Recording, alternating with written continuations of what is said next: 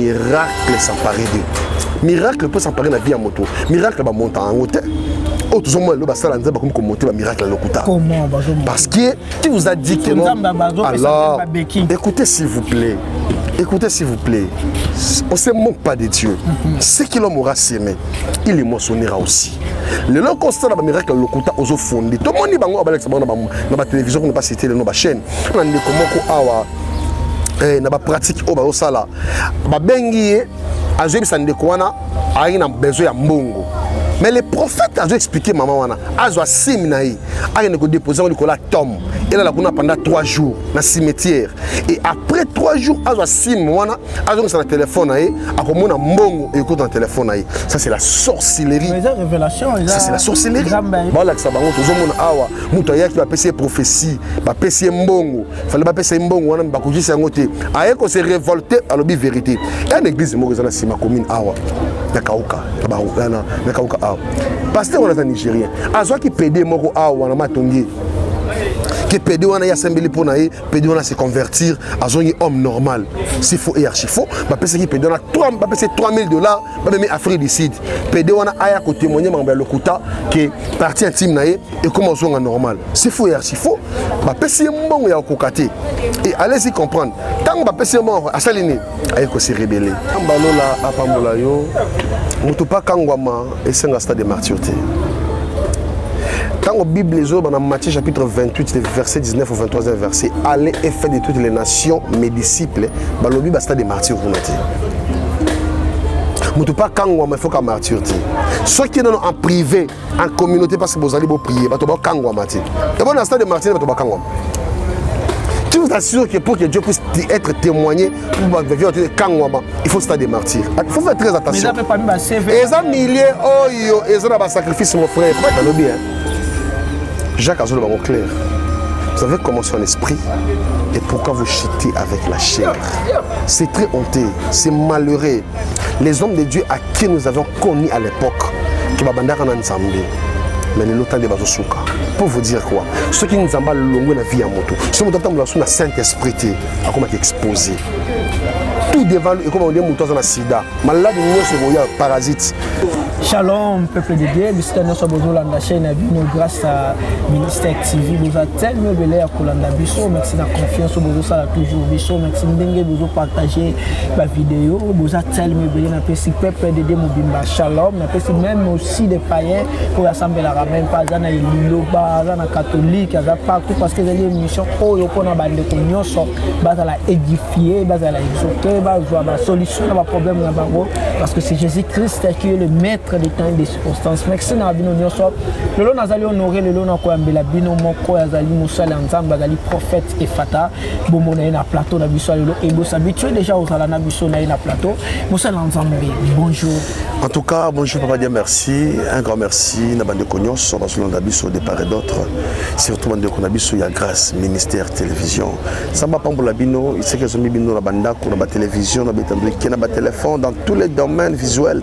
Ici ka besoin na pourquoi pas dire un grand merci à celui qu'on appelle homme Mustapha derrière la caméra, qu'il est bon, Dieu te bénisse mon frère, na pesi merci, na yesu masia, et à bon bibiso, à pesi biso sous paiement, je pense que les ambales biso paya sokate, ba miso sous blanda biso déjà des part et d'autres, a wali sous balanda biso penza, et qui peuple de Dieu ba ko la édifier, nzambalola a pambola. Merci beaucoup prophète, d'abord il faut se présenter, d'abord prophète église et avoir église. Merci beaucoup, moi je suis le prophète Efata, l'un des humbles serviteurs de Dieu, Onzambé a doté un ministère prophétique. Alors nous sommes sur Barumbu ici, nous sommes à Barumbu, na Mayenge, vers Kassai. Zambalola, Tomadaki Moussala Kuna déjà. Moi je pense que Tozolonga Kuna déjà pour tout contacter des problèmes par rapport à la place. Je pense qu'il y a des besoin d'ambition, Zambassi m'a mis Manabango, peut-être à contribuer, toujours Essika, pour la retraite payant Tozo Banda déjà. Il y a 7 jours où Tozo Kota Kola sur mon thème. Si on en est toujours est vrai, je pense que Bakosa l'a déçuté. Et depuis Tobandaki Moussala, je pense que Anne Zala qui paye le lingi Otobandela qui me le Mokezambe comme toujours bomba biso malgré ba combat, malgré ba attaque, mais toujours abandonné parce que c'est Dieu lui-même qui nous a donné le travail, son esprit est en train de nous accompagner de près ou de loin au sein de service pour les boutons ensemble ba kangwama, ba to bazana ba problème, ba to bazana ba souci, ba to bazana problème ba santé, ba ndiko bazomi tout sama des fois na ba loi, na ba coutume, na ba problème tout bazana ngo. Je pense que tous abato Bible zolo ba na Jean chapitre 38, 8 pardon, le verset 32 au 33e verset. Alors en vérité, je vous l'ai dit, vous connaîtrez la vérité et la vérité vous affranchira. Merci prophète, c'est tout le monde sur la délivrance parce que le lot de délivrance c'est comme le cola pour éviter na ko bango nini parce que mutunyo soit comme délivrance au monde mutunyo so bazo soyer fait ba lection na moto fallait ba sopela o mungwa ba ya ka ba sopela yo mai délivrance au bazala ko ita ya ko ya mubesu délivrance ba sorti mais quand le lot aux monde église des réveils oyo ba papa edi na bala bakambaka église des réveils o ba papa ngunza basala ka musala église des réveils o d'autres personnes ba servir quand zambe mais le lozo mona ba pratique tout ce côté na délivrance yo tant que moko ba prophète ezo sala o. Vous savez, merci beaucoup hein, papa Dieu merci. Oyebi lorsqu'il vous parle de la délivrance, déjà la délivrance c'est aucun pasteur qui accorde la délivrance.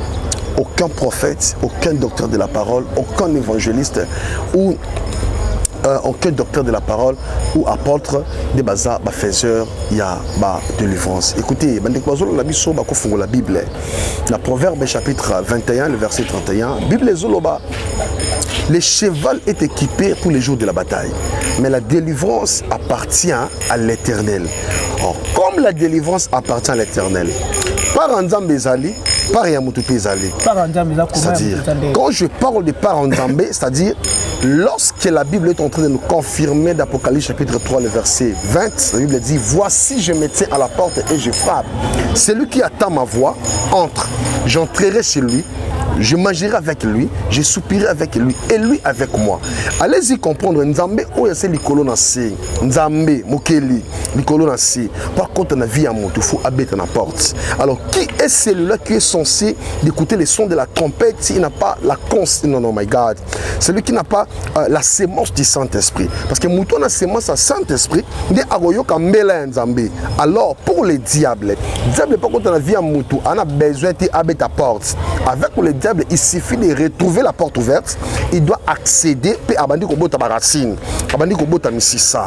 Alors, tant que toujours ba parents meza eliolo baning, il faut mutu à reconnaître nanu mabenaye avec toute humilité. Si vous lisez Proverbe chapitre 18 le verset 21, la Bible dit la vie et la mort sont au pouvoir de la langue. Alors quiconque aimera mangera le fruit. Et ce qui est plus loin, la Bible est solo alobi. Dans Proverbe toujours. Alors, derrière la crainte et l'humilité de l'Éternel se cache la richesse, la gloire et la vie. Moutozo le cas de délivrance.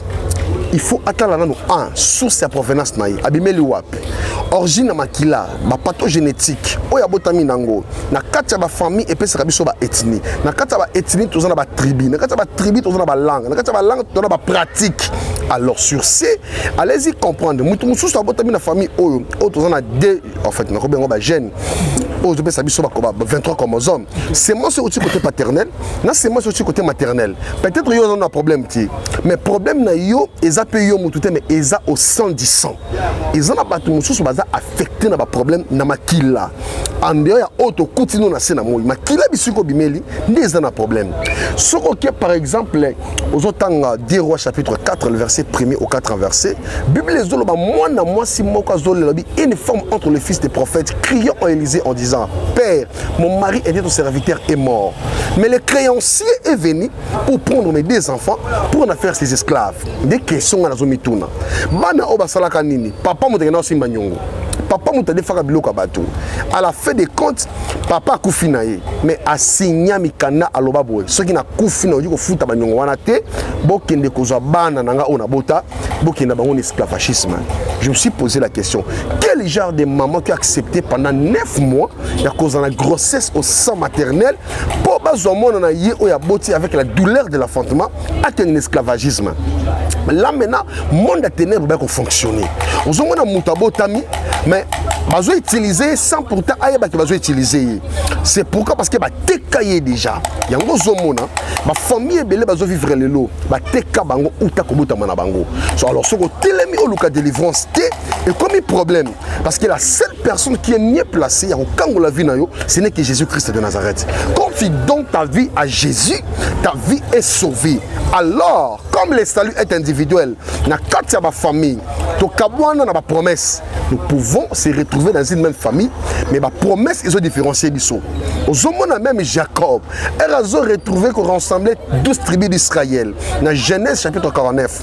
Azobetani sur la Bible, rassemblez-vous Israël. C'est un père qui a le monopole de l'autorité de dire dans la famille parce que la sémence de la productivité est bien pas à papa.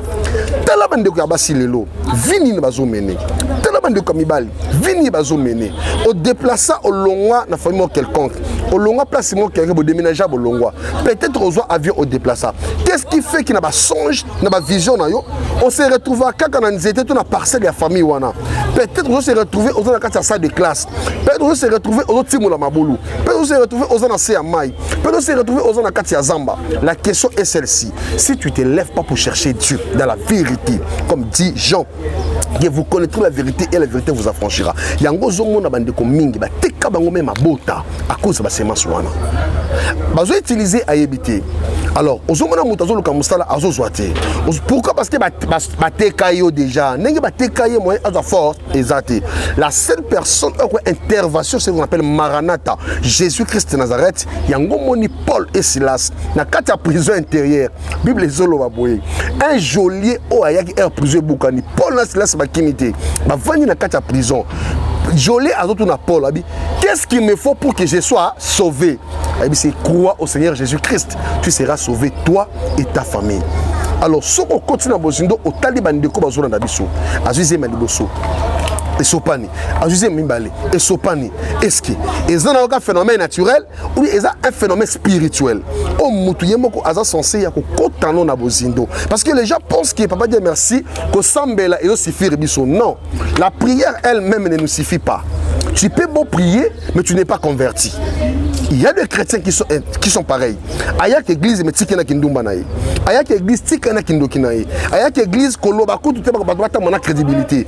Pona bango so au simbi makambo wana, au simbi vie privée. Or, nous avons reçu le mandat comme dit Jérémie. Nous sommes des sentinelles. Nous devons veiller sur les âmes. Matthieu chapitre 10 le verset 6e. Azobeta l'histoire lobi, allez vers le brebis qui sont perdus d'Israël. Ba brebis nzambe o baza égaré. Par rapport à ma pratique. Naturellement ndekomoko awa na ba pratique o ba osala ba bengi azobi sandeko wana ayi na besoin ya mbongo.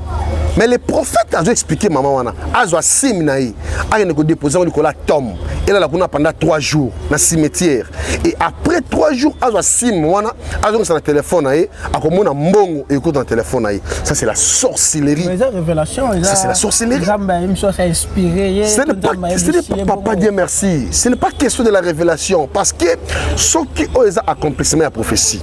Ce qu'on tangi en Timothée chapitre 4.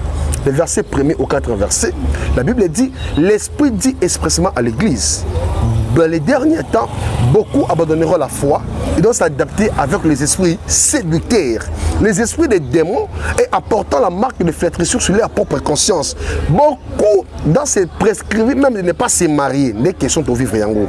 Aujourd'hui, 2 Pierre chapitre 2, le verset 1er au 3e verset. Il y aura parmi vous des faux prophètes, des faux docteurs, qui vous amèneront des sectes pernicieuses. Il y a vivre les lots. Pour dire quoi? Les chrétiens d'aujourd'hui, la plupart des chrétiens ne veulent pas assidir dans le vert pâturage. Non, c'est ce que je suis en train de dire. Non seulement clair dans Osée chapitre 4, le verset 6, que mon peuple périt à faute de manque de connaissances. Qui vous a dit qu'une délivrance de la part du Seigneur est ça dans un accouplement à pasteur dans mon dîme? Mais ceux qui m'ont dit, ceux qui ont été bango, et puis c'est que non, il fallait tout ça là, na nenge Eli, avec qui moi na wana ya maman wana ya moi na wana attaquer mbuntu contre mbuntu. Il est prophète, il peut nzambe ya ici et bon so monde mi a problème. Les problèmes tant aux loba ba système. Est-ce que les problèmes ezali bandimi, tous ezali bino ne ba ça nda bozo ndwe bango na erreur. Vous savez, il y a un problème dont les chrétiens doivent comprendre.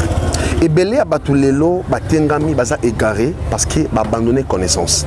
On s'ignore pas de la connaissance. Attention, si on s'ignore la connaissance, vina yo et que la délab, c'est-à-dire et que beba pas la zone en dehors de l'esprit.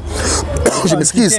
Il faut ajouter la connaissance. Connaissance wana bazolo baka science mais la connaissance d'en haut, la connaissance du Saint-Esprit, la connaissance de Dieu vivant, la connaissance de la puissance du Saint-Esprit, la connaissance de la parole de Dieu. Nanonga yebisio que nzambe azaka na formule moko pour la vie à moto. Le Dieu que nous servons, c'est omniprésent, omniscient, omnipotent. Tant que nous avons fait une révélation à Élie, à Élisée, à Zomouan et à Batou, au Géazi, à Géazi, à Zomouan, à Belaki, à Mantalikole, à Mouana, pour appuyer pour Naï. C'est une révélation. Allez-y comprendre. Christ a coûté des aveugles. Mais la guérison a été manifestée avec des formules différentes. Pourquoi? Pour démontrer que, à la suprématie, à l'autorité suprême, aveugle balé baye, ayebisi aveugle wana, kende na silo, sukola misu. Aki a sukola misu. Abiki. L'aveugle de naissance, juillet les sous salive, va voir qu'il n'a pas de poids. À juillet tient na misu. À qui a soukolé le aïe, a dit Seigneur, non mon a bien été, non mon a pas tout le corps banzété. C'est des miracles ratés. Alors, miracle raté, Christ a biseni. Alors on a réellement sur cette personne depuis abondamment à mon a quitté. Et Christ a confirmé parce que Christ c'est la grâce. Or, à Kobika Péandeko Ozala qui n'a piscine à Bethsaïda, il était sous la condition de la loi. Il aurait fallu que celui qu'on appelle grâce, on a dimension, il y a guérison, puis un miracle et prodige. Il ne fallait pas agir, il faut ange agiter maille pour Moutumoko Abika. Attention, avec Dieu, comme dit 1 Corinthiens chapitre 4, le verset 2, ou 1 Corinthiens chapitre 2, le verset 4e. Ma parole et ma prédication ne se reposent pas sur les discours persuasifs de la sagesse de l'homme, mais c'est une démonstration et la puissance de l'esprit. Et cette puissance de l'esprit est assis dans les fondamentaux de la parole. Il y a un moment où ça va disciple. Dans Actes des Apôtres, au chapitre 2, verset 41 au 43e verset. Alors, tous ceux qui acceptèrent cette parole furent baptisés au nom du Père et du Fils et du Saint-Esprit. Ils persévéraient dans l'enseignement des apôtres.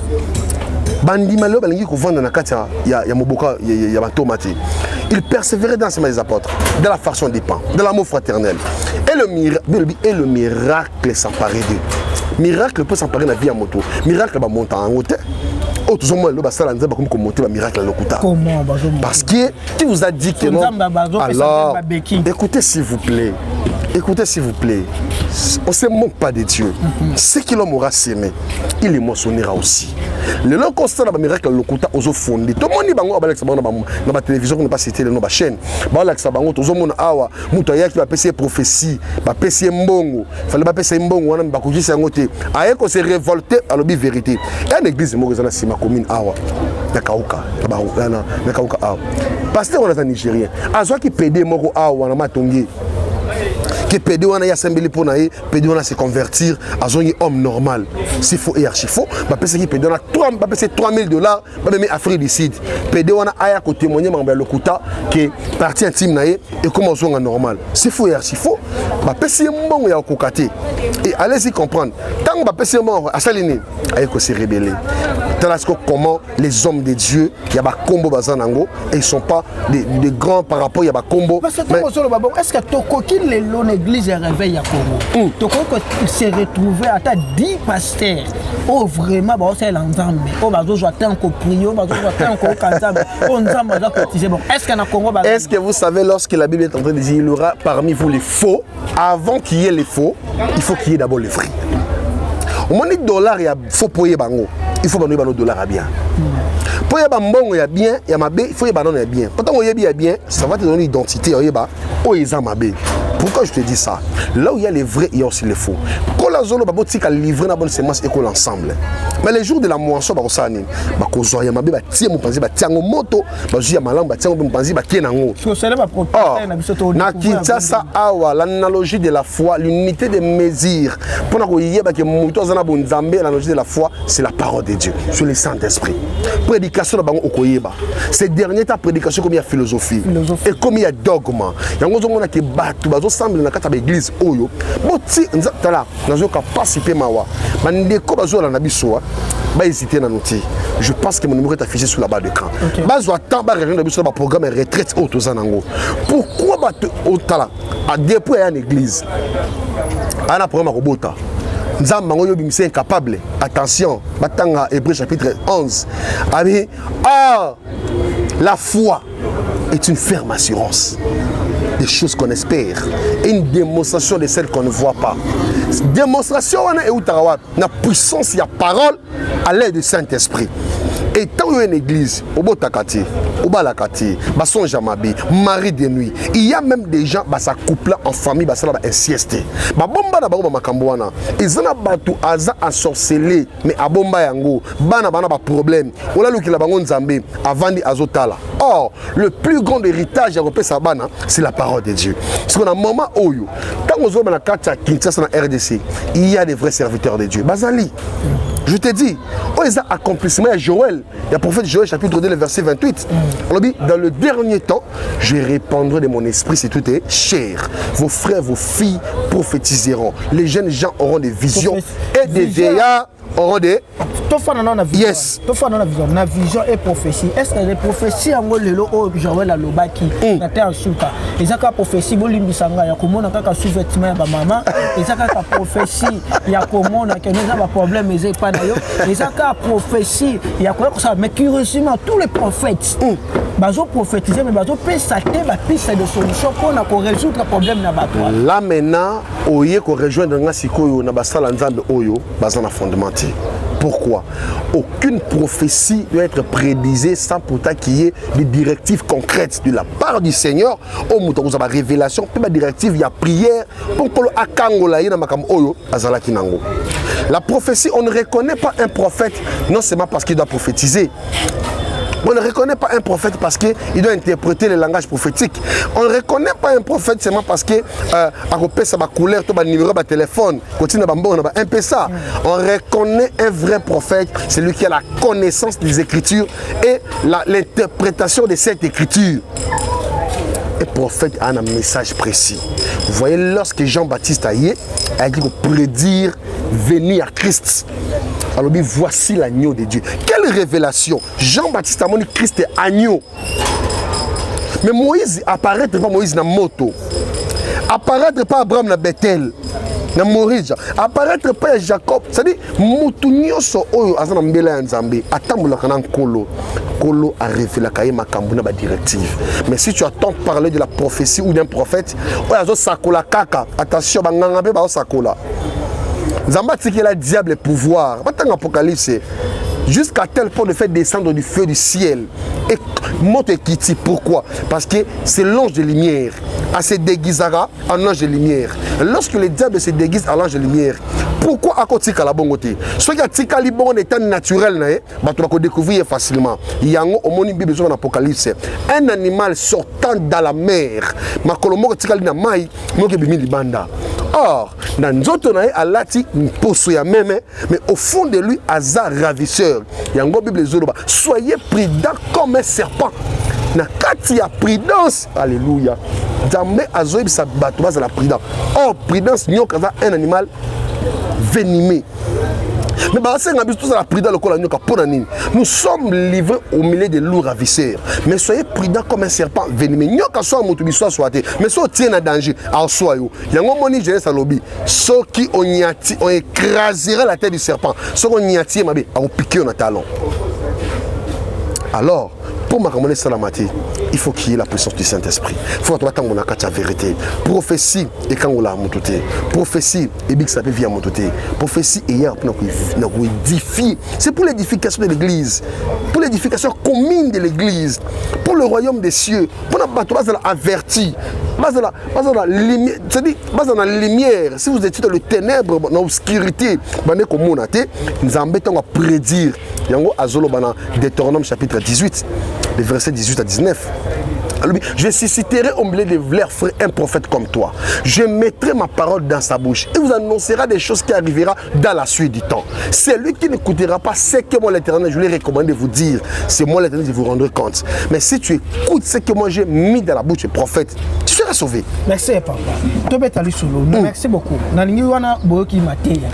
Beaucoup paroles, vous comprendre que le prophète Azan n'a pas prophète qui a demandé de l'eau qu'on a besoin afin de peine à ma petite à mon bêche. Yes. Pour les alliés, vous comprendre déjà ce qu'on a besoin à Oyako Yokango vraiment. Dans le moment bien, il y a une église après cette adresse où bengi donc orienté au place église Zali Oya. Maintenant il faut que moi question moi loin de là pour la polémique, loin de là pour la débat moko inutile, mais ça ma question oh il faut que édifier peuple de Dieu battu et sauver peuple libre battu d'une manière ou d'une autre. Au lobby que prophète il fallait l'oba, prophète il fallait sakola, prophète a porté parole, il y a même un message ensemble. Mais le au Congo il y a un problème avant mouvement. Problème est allé à quoi mutu ya mobondo. Problème toi qui non ma ponami. Problème ya est. Ce que le prophète papa. Nous vous on a kaka makambo ezole kana banzoto batu kaka basi bakanga mabota. Mais makambo mboka bo mona te pourquoi lelo oyo silence radio. Toyo se retrouver comme quoi lever batu. Kwa mutu mobondo bimi. Vous savez lorsque Dieu parle tantôt d'une manière tantôt d'une autre. C'est Job chapitre 33, le verset 14 au 18, verset je paraphrase. Dieu parle tantôt d'une manière, tantôt d'une autre. Et pas par des songes nocturnes. Pendant que nous sommes livrés à un profond sommeil, Dieu nous parle par des songes, par des visions nocturnes. C'est nous, nous ne prenons pas garde. Il y a des images des mois avant que Dieu avait prédisé que yo kanamboka oyo avant comme mois d'août, juin. Tu crois que déjà en mars. Si tu m'as dit beaucoup mon abat banda ko soit ba ko teka ba biloko ya bato ya nzoto beaucoup mon phénomène mo le kanamboka oyo diable azo livrer bato beaucoup mon ke bato ba ko teka biloko ba ko kidnapper bato pona mbongo et salamité ah bon c'est-à-dire makambo tozo vivre les alors au loba qui déjà c'est-à-dire tant ko la confirmer makambo ba reconnaître un vrai prophète makambo loba qui oui salamina tant fixé comme dit Habakkuk. Mettez la prophétie sur la table, qu'on la lise couramment. C'est une prophétie dont le temps est déjà fixé. Elle marche vers son terme. Et s'accomplira. Et s'accomplira certainement. Qu'on appelle ça certitude.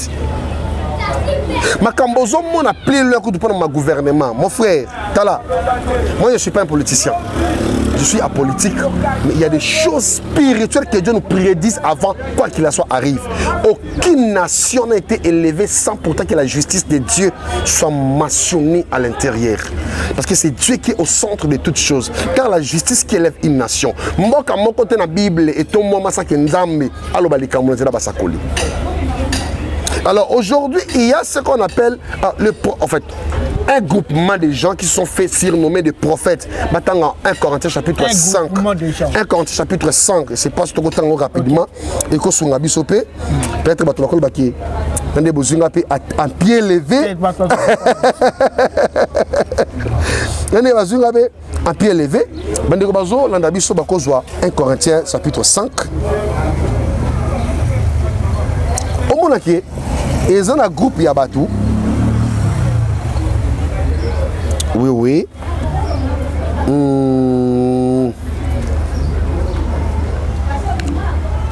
1 Corinthiens chapitre 5. Tout le verset 9. Yoka. Alors, Bible. Je vous ai écrit dans ma lettre de ne pas avoir de relations avec les impudiques. Non pas d'une manière absolue avec les impudiques de ce monde ou avec le cupide et les ravisseurs ou avec les idolâtres. Autrement, il vous faudrait sortir du monde maintenant. Ce que je vous ai écrit, c'est de ne pas avoir de relations de ne pas avoir de relation avec quelqu'un qui se nomme frère. Allah la mouki prophète, Allah la mouki évangéliste, Allah la mouki archbishop, Allah la mouki général. La habité armée en gros général. Na mon esika pas qu'il front et mon nakati. Attends s'il vous plaît. Ce n'est pas les noms ou les grades des noms à qui vous êtes fait surnommer qui fait de vous des hommes de Dieu. Non, mais l'esprit de Dieu qui habite à vous, qui vous rend témoignage. À l'objet de vos disciples, vous recevez une puissance qui surviendra à vous. Et vous serez mes témoins à Galilée, à Jérusalem, en Judée et à toute extrémité du monde. Allez, groupement ya bato basangani, pona ba kombo lokola basa ba ancien, excusez-moi pour les mots, basangani, va se faire autoproclamer le père des réveils avec toutes les bêtises par lesquelles on va biser la mise sur la bande en Zambie, on va égarer le peuple de Dieu, nous sommes même pesé ba combo. C'est-à-dire, bato ça dans ma camoisa hors la parole, les choses qui sont dévouées à l'interdit, mais bah ça on a facilité. Où en sommes-nous aujourd'hui? Mboka Oyo, attention, basa na Nzambe, basangana, le président honoraire, le président Joseph Kabila à l'époque. Après ça, bango mbongo, bitume bima awa toyoka awa ba pasteur ba bundi, ba vérité comme na monoka demilis. Boyoka yango to boyoka yango te. Prophète des nations. Non, wana yango to bengi prophète des nations. Il mena monoka mena monoka ite. Alors, bango nyonso basana na basana nzambo ba kota no kota na kata politique. Allez-y comprendre que la politique c'est la diplomatie. Un homme de Dieu, quand tu fais introniser, bazo luka ba mo ba mi pesa, faut pas que neko yiba mo na kata politique. Na lobi yango sous je regarde la caméra. Boyoka kala mite ba sanze ba kanga ba détourner mbongo na mboko. Bande la bombe la image, bande la. Tala, bokanga la image bien. Et a musika te, boyoka ba sanze ba kangi bango, ba détourner mbongo na mboka oyo. Mais ils se sont fait surnommer des hommes de Dieu. Bah, côté de l'Assemblée nationale, bah, même philosophie, même science, bah, Bossanike, le coutin des Akuna. Il y avait notre papa, pour ne pas citer son nom, Kizamina Kibila. Azala qui a député dans Mboga. Tant que tu histoire, nous avons vous avez des Komogo Awa, nous avons un bandal Awa. Awa, tu as fait comme la Kimbangu na Kamba.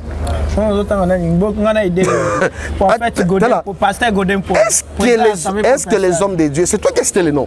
Les gens à qui nous avons vu les images, à qui on fout comme la Simon Kimbangu, là est comme idolâtrie. On ramène le peuple de Dieu dans un garement total. Mais Kimbangu azali nzambe ya bango. Si kana yebi soke Kimbangu o bagumela lelo, ce n'est pas le vrai prophète Kimbangu. Vous comprenez? Oh, ils sont légendaires. Ils se sont fait surnommer en Trinité. Ah mon Dieu, mon roi. Le Père et Saint-Esprit. Mon peuple est péri à faute de manque de connaissances. Ceux qui rêvent, je ne parle pas des prophètes Kimbangu ou les vrais. Parce que les prophètes Kimbangu, c'est lui qui est l'envoyé spécial de Jésus-Christ sur la terre. Il a opéré, Dieu a opéré avec lui. On a vu des signes, on a vu des miracles, on a vu des prodiges. Mais après sa mort, il y a des gens qui se sont venus. N'importe quoi. C'est donné l'église où on a un prophète à noir. Est-ce qu'il y a un prophète à noir à Zala? Prophète, pourquoi pas te fan di bino na bino ba pasteur, le cola ba pasteur, évangéliste Rosé Baka, prophète de la nation, Denis les sorties de ça peut pétage, j'ai l'impression que qui danse mango. Hôtel bon mango. Pas Dieu merci. Vous savez ce que le problème. Tu n'as tout ni question sur quel bon pétage. Déjà, na habité ceux qui boyent mango na kantigini. Era adoration, to era maboza. En fait, il y a des gens qui sont en train de garer. Appartient à l'Éternel lui-même. Or, toutes les bergeries ont un berger. Car le berger n'est à Ebaka, va valer te ba prébu wana. Quand ils font la maille, ba ko lia biloko nini, ba ko la maille na source nini. Mais si on est berger, on comme ba brebis na ba source d'eau amère, d'amertume. Wana sous berger te aluki. Te na ebiso mo solo. Na mitu ni ba question. Mais que teka abi autene na. Na zongi na kuta mambo solo ba kutwa. Tutsika Kenya asa mamna yi. Oh, mais Bible zolo ba na Apocalypse chapitre 22. Après chapitre 22, on a verset 9, la Bible est zoloba, pour y sala bolam, à continuer au sala bolam. Pour y sala mabé, à continuer au sala mabé. Celui qui se sanctifie encore davantage. Mais attention, on a fait des choses, nos œuvres et l'andabiso. Parce qu'il y a un jugement qui nous attend quelque part. Après cette vie que nous vivons sur cette terre, il y a une vie de l'éternité.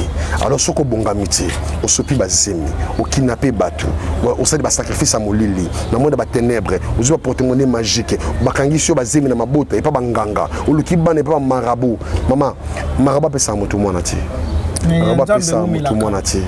Attention, la patience, c'est l'un des fruits spirituels. Parce que la patience, quand tu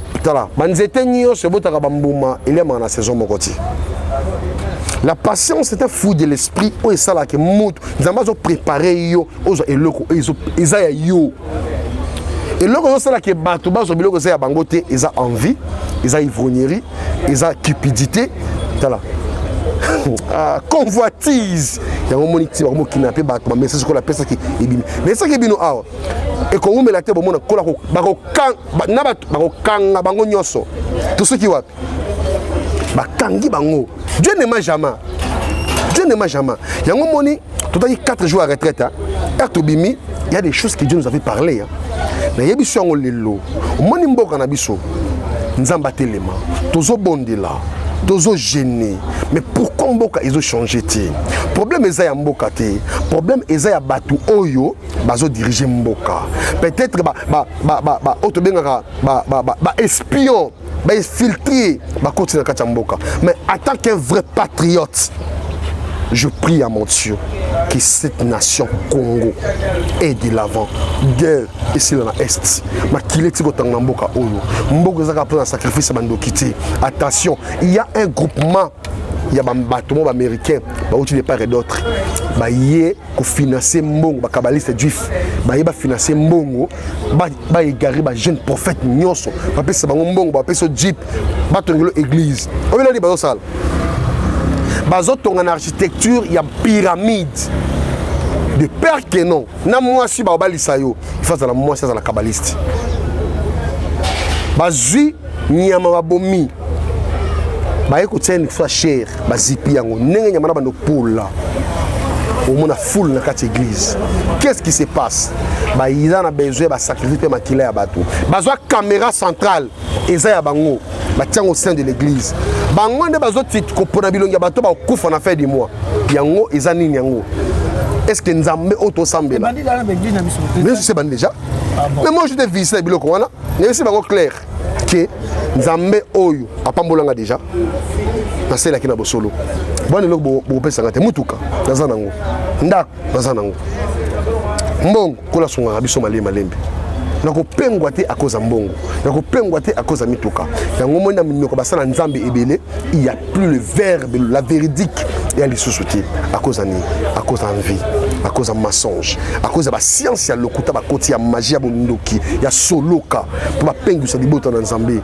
Yango zomo na ndema komezo kendele, na bondeli nzambe. Bandeko bazona na biso de part et d'autre na 4 coins ya monde. Oh zaki na hôpital, oh bandako kobikati, na bondeli nzambe. Kolo akango la vie na yo. Nous avons des problèmes spirituels.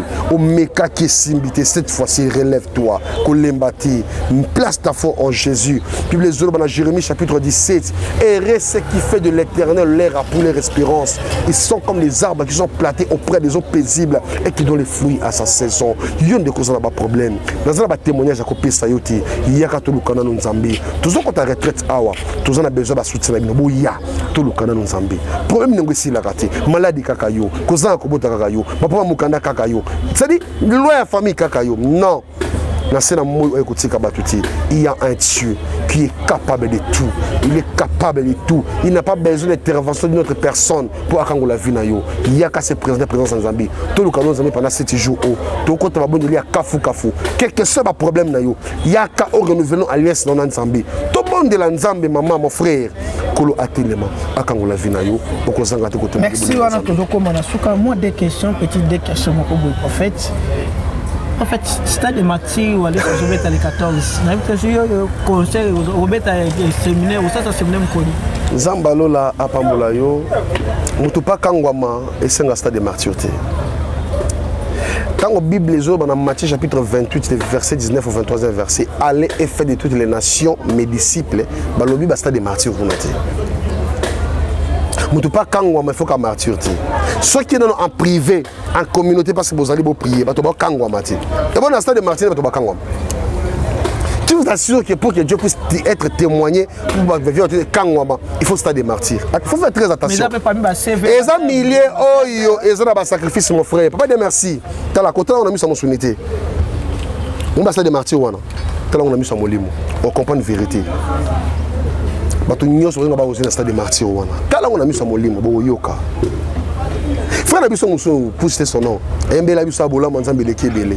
Na t'as là atiki na ko yembela nzambe et asali single ayembeli mutu activity nani frère nani bola mo nani frère nani Michel yotela ngote tena ta yembeli mo na sasu nzambe na ngai tobi tozokende wapi to na bisaka bino ke ba chantre ba lemno gospel na mboka oyo ba yene esprit piton à cause mbongo ayembeli mo na sasu ça dit musicien nani bino bato ba musicien nani ba mission nani na chakata ba kombo ba mission na botanga ba kombo ngana na ma mususu ba mission na ayembeli nani wana boaki yepa ayembeli nani faites très attention mais ba na mo peut même donner les support to yembela pour ya beda show ils ma bête yemo nguta lobi na TV abi que non nani loko fait pas boaka donner les si ya mama ye et ça va dédicace alobi hein Jacques Azolo bango clair.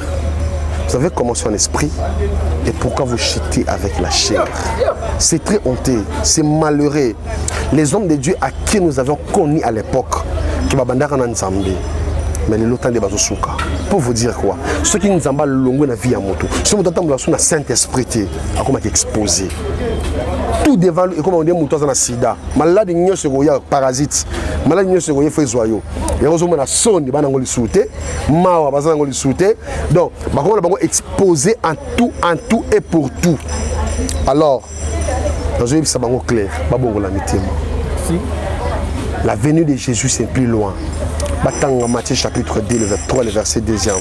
Repentez-vous car le royaume des cieux est proche. En fait, ça fait occasion où ça me la pone à bandeko tout bazana ba prison, ba tout pays bazana ba problème ba passeport, bazana problème ba pesa ba mikanda en Europe, bazana ba problème moi belé ba santé je troublé bango malgré bazo confier pe couper sabino bazana en Europe a confier abina nga que prophète sambela ngo bi pesa nga $1000, pesa nga 5000, pesa nga no bouli, n'importe ce qui offrande ce qui prière et comment na mbongo, mais n'importe yo pesa que au sala biso prière. Vous savez que l'argent ne fait pas du bonheur. L'amour de l'argent est le racine de tous les maux. Beaucoup se sont égarés, se sont jetés le temps des faits à cause ya mbongo. Prière est suma makate. Prière on prière est suma makate.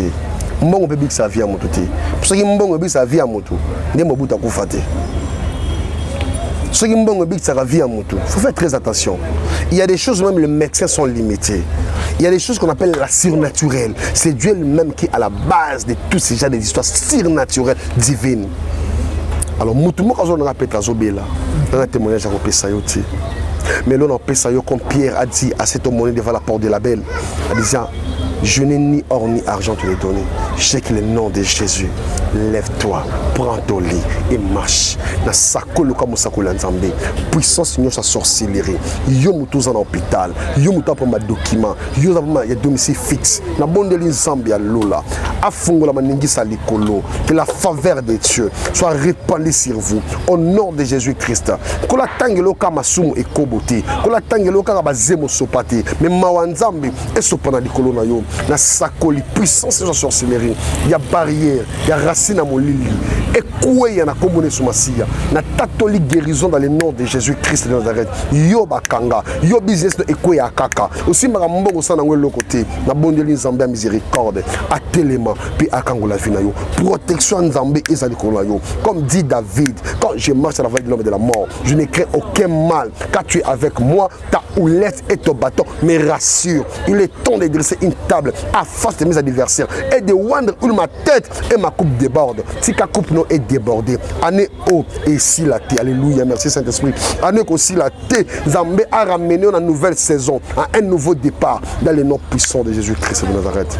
que le Saint-Esprit de Dieu alimente ta vie, ta progéniture, ta descendance, dans le nom de Jésus. Ton choix, ton foyer, ta famille, ton travail, tout domaine de la vie, Zambé a télémissa et télément, ou témoigner bonheur dans Zambé, dans le nom de Jésus, nous avons ainsi prié et nous disons Amen. Amen. C'est prophète Efrata, tout va qu'il est là dans le plateau. Merci beaucoup na bande connaissance ya grâce à ministère TV, vous s'abonnez massivement. Merci. Nous a toujours merci na ba message beaucoup mais la biso to changer version qui to ko baraka da musa na biso. Je suis journaliste formé professionnel, les gens bayebi tous la possibilité de s'adapter à ma communauté parce que aussi je suis chrétien né de nouveau rempli du Saint-Esprit né de bangambe de bala mukamutu balukambe nzamba pambola bino oyo vili kalisito libako ya kolanda biso nzamba lingati ozala wana na télévision na pour kolanda biso ayebi pourquoi lingati ozala laisse que le Dieu ya lola zambe ya lola apambola yo merci partager vidéo na biso et benga bande ko ba s'abonner massivement awa ndeza li vérité zali merci na bino nyonso botu kala brancher so ko za besoin ya prophète o bengi numéro na ya ngwana zawana pour ko benga biso to ko orienter ko bokutana ye merci na bino nyonso Mustafa azaki na sima caméra merci beaucoup na Mama Grâce depuis Londres bozolanda biso ebele na osinga ke nongo moni pas prophète benga prophète bosolo la vraiment en dehors la caméra to solo l'idée Mama Grâce merci na bino nyonso to kutani na émission za koya